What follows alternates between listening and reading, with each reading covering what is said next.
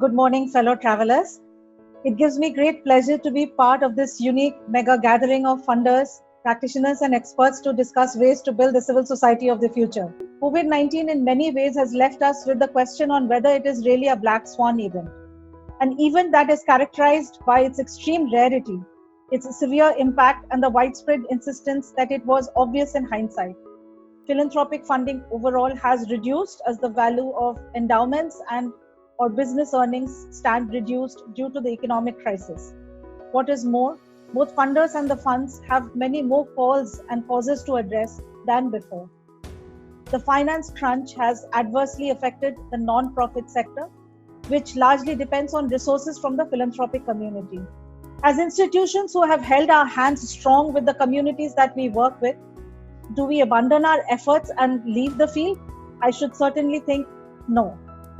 Time has come to look inwards, to re-examine our priorities, processes, approaches, products and services, and most importantly, the fundamental assumptions that guide our businesses. Looking to the future, if there is one thing that COVID confirms, it is the unpredictable is increasingly becoming probable.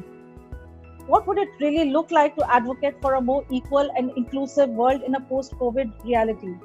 I would like to call out to advocates and advocacy institutions to help us use this moment of pause to visualize the new future and the critical set of stakeholders that can help achieve it.